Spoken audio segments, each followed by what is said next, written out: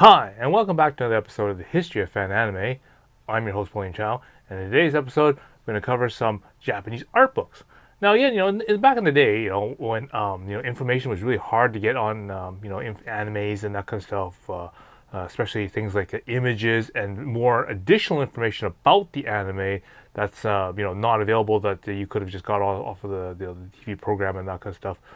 Even artwork and that kind of stuff is really hard to get. So the key thing that we needed to get was art books or reference books or whatever that came out from Japan to basically serve this need that we had. So basically, if you watched a really popular show like Gundam or something, for example, if you wanted to get more information about it, you want to get some artwork, maybe how to draw and that kind of stuff, you went to get a book about Gundam. And then you can get all the mecha design, more extended pictures, explanation about how some of the mechanics and that kind of stuff, and how the story even comes together. And that's kind of the research you need to make sure that the information that you're getting is is complete or is according to that source. We're going to go through some of these books and give you an idea what's inside them and give you kind of a feel of what these books are all about. Because again, in the modern era, we don't really use these kind of books and this kind of stuff to get our information about animes. So that's something that's a little different, okay? So before I begin, I'd like to remind you when you go down below, click like and click subscribe. Leave a comment about some of your favorite books and that kind of stuff that you have in your collection. All this stuff helps the YouTube algorithm recommend this video. As well as I do also have the Patreon and PayPal available. If you want to support me financially, it really does help because we're getting really close to the anime giveaway. So I've really sort of accumulated a lot of some CDs. I know I've got lots of small figurines and that kind of stuff that I had in my store a long time ago, and I found a big cache of those things. So I'm going to probably bring those out and give those away. As well as I've now got the instructions and different lists available for all, if you're interested in trying to do an old-fashioned media trade. All that information is now available on the Patreon, so you can go there and you can look at the information as well. You can sign up if you like. You don't even have to go to any of the tiers if you don't want to. You can just sign up as a free membership, and again, get all that information and the links and the lists if you want to give that a try, just for nostalgia kind of situation. If you've been and have participated in the past with an anime giveaway, and you like to get more of that kind of stuff, maybe music videos or some fan subbed anime or whatever, you want to see what it's kind of like, all that stuff is available on the list. You can go through them and see what tickles your fancy, as it were. The other thing that I wanted to also make a mention is that I have also now released a supplement to the initial novel that I wrote earlier. It's now available on Amazon. The link is below, so if you're interested in take a look at that, I do recommend you to have a gander at that. But now I have a supplement, which is the creation of the art book of, and so I've put that into a package, and now it's going to be available on Amazon as well. Check the link below. There's a free period that Kindle has and Amazon has for books and that kind of stuff. There's a 5-day promotion plan, and it's free. So again, if you want to just have a look at that and just add it to your thing, again, the link's going to be below, and it's for in that free period time, you can then add that into your reading library, and you can just scan through it and whatnot of all the various different things. Okay, so again, links below. Check it out. The topic of course, this episode is art books, and so one of the things I've made is the art book for Lynn, which is the character in my first novel. I've now made a specific art book designed about that, showing the different pictures and that kind of stuff, but also now the thought processes and the refinement of how the AI works and that kind of stuff, and the process that I had to go through in order to get to that particular point. So it's something that I actually haven't done on this platform and whatnot, just because it takes a long time to go and explain the processes and that kind of stuff. So now I've actually put it into book form and actually laid it out in that form. Again, if you want to check it out, it's free for this period of time, and the links are below. Do check it out. Okay. So again, this episode is about art and art books and that kind of stuff. So I'm going to go through some physical art books, from the past, and just give you an idea of what these kind of art books entail and what they include. And maybe if this happens to be one of your favorite animes and you want to see if you search this out, maybe you can then go through and pick out these art books wherever you can. I said the market on them is kind of hard to get and kind of pricey on some of them, but definitely some of these art books are really, really, really nice. And I argue that some of the pictures and the artwork that are in them are still probably really, really valuable now. The fact that because it's just even though there's so much stuff out there, trying to get the right pictures and sometimes get the right resolution is really difficult, even now in today's technology and today's society on the internet. Definitely, these books definitely have a true good purpose for that. Especially again, if you really are really interested in a particular anime and things puzzle you or whatever, and you want to get a little bit more.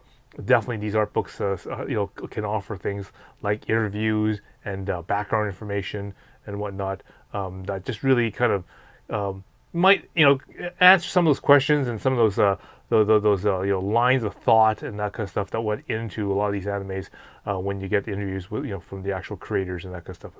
It's a whole different angle that sometimes people miss out a lot on. Okay, so without further delay, let's go into some art books. Okay, so the first set of books that I want to work on is this set of books here. This is the Patlabor from B Club Film Comics of the Mobile Police Patlabor series, and these are the perfect manuals labeled 1, 2, and 3. Okay, 1 and 2 are for the main sort of series, and then 3 is for the particular movie. And these are really nice books because they're made by B Club magazine. So again, mostly for models and that kind of stuff. But again, it has a nice little sort of color section for all the the various episode kind of information and kind of stuff for the series. Of course, then there comes the drawing parts where it shows different mech designs. This is a really nice picture that a lot of people like, is the fact that it actually shows you the internal core of the actual labor, right? So this is how Noah will sit in the actual thing, and then how all the instrumentation kind of goes around her foot pedals and all that kind of stuff, all orchestrated with that. So it's really, really nice how these things kind of really lay this out for you. Different armaments. So again, if people are really interested in the weapons, the bullets, that kind of stuff. It's all really nice to put into detail. The command cars and that kind of stuff. The different concepts of how the offices and that kind of stuff will work. So again, this is sort of information that you just can't get in regular sources, and especially back in the day without the internet, this is like impossible to get, right? So the only way you can get this information is by actually getting one of these books to find out what all the back thought, the sketches, the planning that all went into making this kind of thing, right? So again, different sort of episodes and that kind of stuff there. Breakdown of various different concepts and that kind of stuff in the show. Okay. And of course, at the end, all the character design information. Again, I like this anime because again, this is concept artwork that's drawn by Kimi Takada, very famous for things like Orange Road and whatnot. So it's like it's an obvious way that you like this particular this kind of book, right? So that's volume 1. Volume 2 also does the same kind of idea, right? So again, information about the mechs and that kind of stuff at the front. Story information. This one focuses a lot more on some of the back characters. So this is this has a lot of the other auxiliary characters that showed up in the show. Okay. Different again, more episodes, synopsises, and going through the various different episodes. Color pictures. That one, of course, the one with Ota doing the gun. Let me shoot. And again, so. So again, more different pictures of the crew and whatnot, making of the labor. So again, some basically concept pictures and that kind of stuff like that. Okay, and of course the last one is the video comic for the movie. So again, this covers specifically more for the movie. This was really kind of neat because it shows the plotting, the continuity planning for all the cells and that kind of stuff as the movie goes on. So you can kind of, as you see each of the sequences, you can kind of figure what they're doing. Personal data. So again, more character information on how to exactly draw the characters in their different sort of things. So it's really, again, if you're like a manga artist and that kind of stuff, or just a mech person, you can just see how detailed. You can see all the really detailed layout of how the cockpit and that kind of stuff is supposed to work. How the leverage carriers and the things all sort of work. See all the various different other types of mechs, helicopters, and then of course the actual film story. So it actually shows you different animation and stuff before that. Okay, and of course more detailed information about the mechs. Of course, this is from B Club, so again, a lot of modeling kind of stuff. So again, if you're interested in trying to buy that kind of stuff, that's all information for that. So a really nice set of books, to cover the anime Mold Police Patlabor. The next series of books I wanted to cover is this one here for Gunbusters. Okay, so I got a selection of different Gunbusters books here, which cover the anime of Gunbusters, or Aim for the Top. Right. These two here are the film comics 1 and 2, made by the same company, B Club. Okay, so again, you're thinking lots of more modeling and that kind of stuff. And this one is made by the comic Gunbusters or whatever. It's part of Cyber Comics. Okay, and this one is an anthology collection. So I'll go over that one separately. So we'll go over the film comics. So this is the first one. So much like the one that you just saw for Patlabor, very similar concept. Okay, so again, it goes over the different characters, the animations, and that kind of stuff. Right from the actual anime. Different information in regards to special key points and that kind of stuff that are in the show. Okay, then the different sort of layouts and kind of some goofy stuff, especially the super deformed stuff that happens afterwards as well. So again, goes over that kind of information in the art section. So different artistic vision. Some really nice Mickey Moto artwork here. You can see that that sort of look at very, very distinct style with the hair and the eyes. Definitely his kind of style, right? Then again, so now this is the really technical information. So again, if you're interested in the science, the whole entire concept of traveling of near light speed and all that kind of stuff, they cover that sort of concept behind here. And so again, when you're doing in an era where there wasn't internet and that kind of stuff, this is the only way you could find out this kind of information, this kind of detailed drawings about the various different characters and whatnot. And of course, character information and that kind of stuff. I mean, you can go to Wikipedia and that kind of stuff, look this stuff now, but before, this was the only way you can find this kind of information. And even now, some of the stuff that's in these interviews aren't even on those kind of sites. So different sort of insights and that kind of stuff can be gotten from these these comments fields and that kind of stuff here. So again, that's why a lot of people would if you really like Gunbusters and that kind of stuff, you'd go into this and you'd read all these get this stuff translated so you can get all that in-depth background about this show, right? And that's maybe the next sort of untapped frontier for anime, right? So again, more technical information about the series and that kind of stuff. This is actually book 2, so obviously this is for the end of the different part of the story. Characters again, nice character. It's a nice sort of Mickey Moto artwork. When you get into this sort of thing.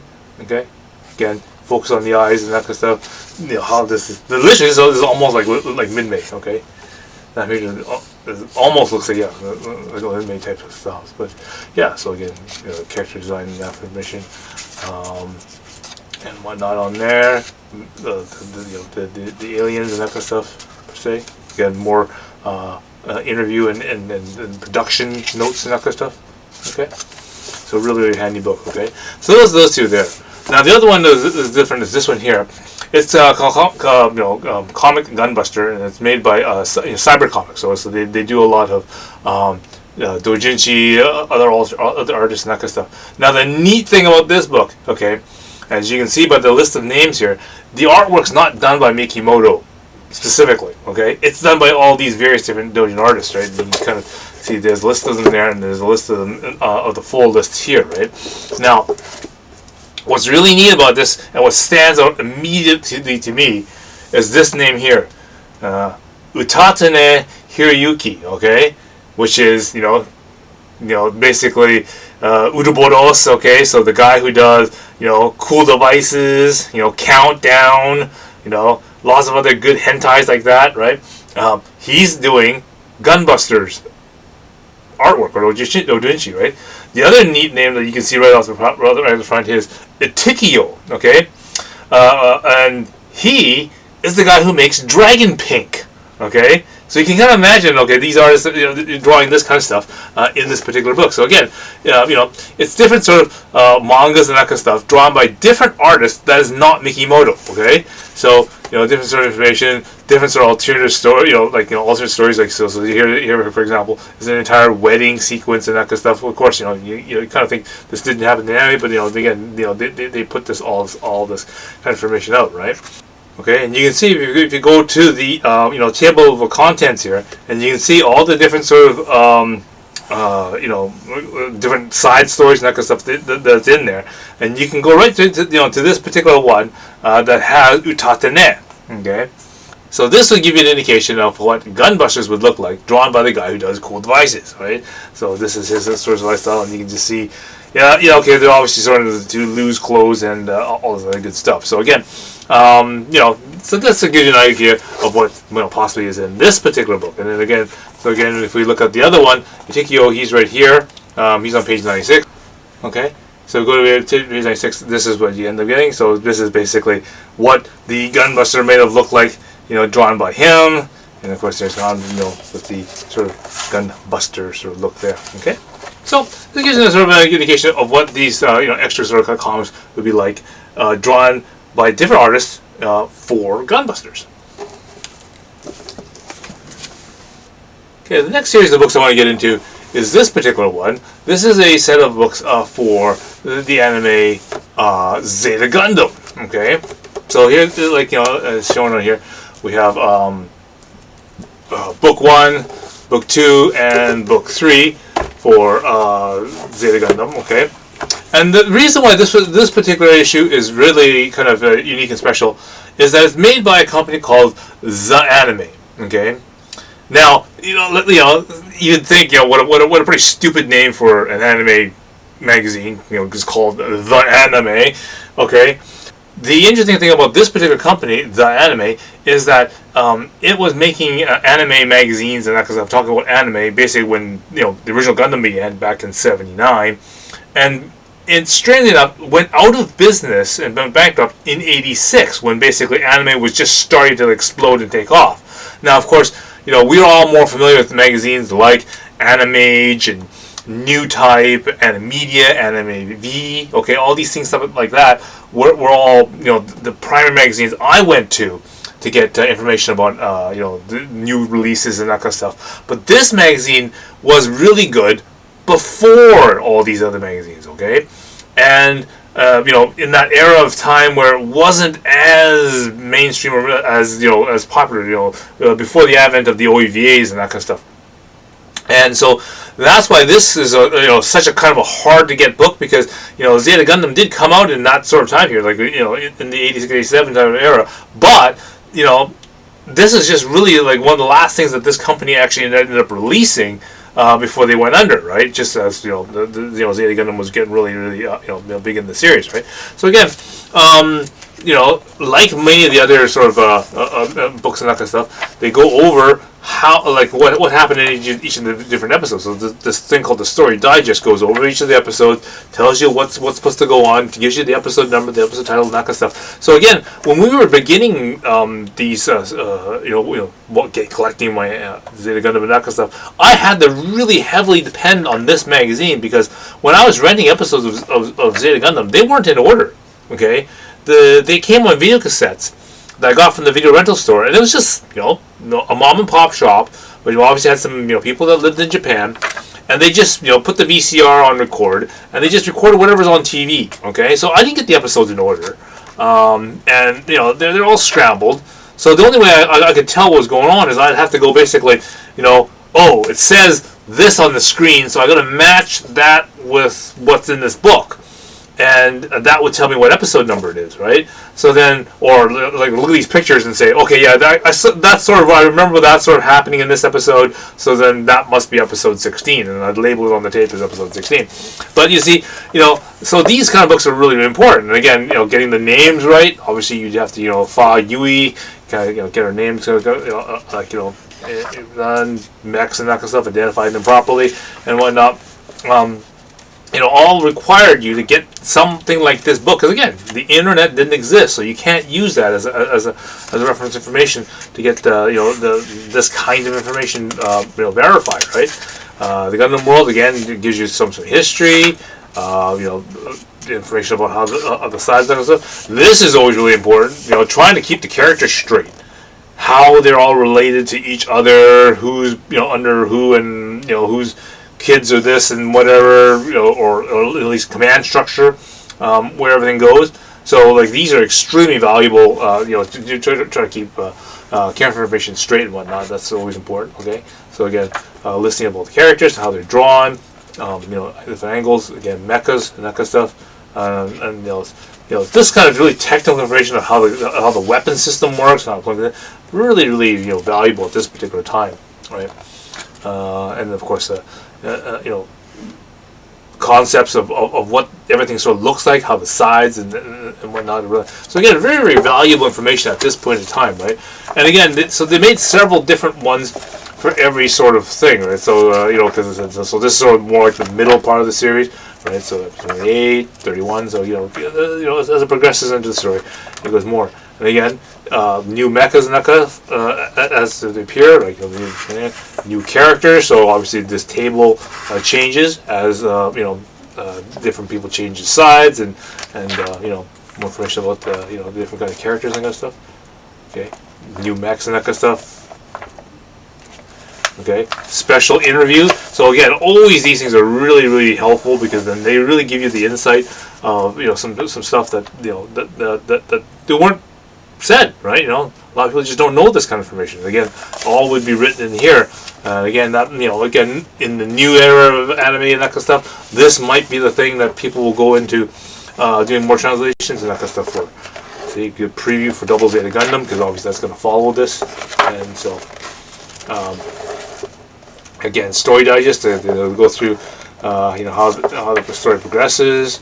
This is obviously near the end of the series, so episode 40, 45, 46, this is how, the last few episodes had,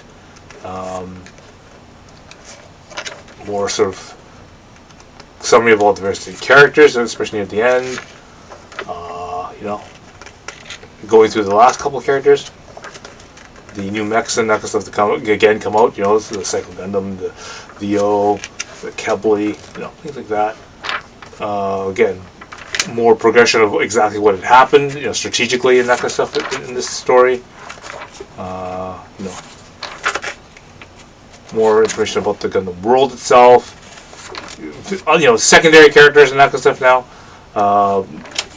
Again, the ever-changing table of characters and that kind of stuff. So again, really nice information about that. The different sort of modifications for all the weapons and more character information. Special SD Gundam kind of weird thing going on here, and side story kind of stuff. That's how the whole entire concept of the super deformed Gundams and that kind of stuff all kind of, and a little bit of preview of Double Zeta Gundam kind of thrown in here as well. Okay.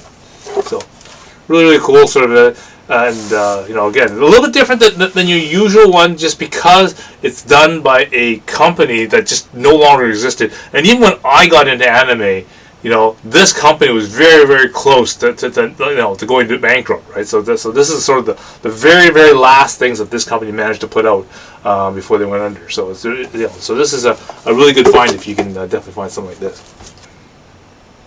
Okay, so the last thing I wanted to cover on this particular episode is this thing here. Okay, so not really a book, but as I said, they always had these what they call like promotional posters. So this one is for obviously Sailor Moon, and this is what they call referred to as a Hero Collection promotional poster. So if you had a store or something, right, and you, let's just say, for example, sold Sailor Moon cards, you could hang this poster on the front of your store to indicate that, hey, you got these cards on sale in your store.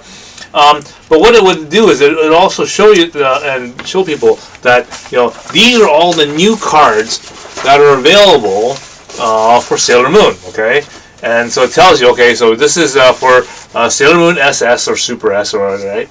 It tells you how many cards of this one, how many lasers and foil cards, and how many special cards and that kind of stuff. And it shows you, what cards are in the set. So then that way you know which ones you're missing, right? So I'll say, like, for example, okay, I'm missing the shiny for Ray, right? So there's Ray, there's Jupiter, the Moon, there's Chibiusa over here, right? And then of course there's some group shots that are also done up as shinies, so that you know that, okay, hey, I know which ones I'm supposed to get. Again, they usually have these so that you can so businesses can stick these up and have them in their store and to advertise the different things that they have in the store. Okay, so again, this is one that I have still that I hadn't posted up and whatnot when I was collecting up boxes of Sailor Moon cards, because they were pretty popular back in the day.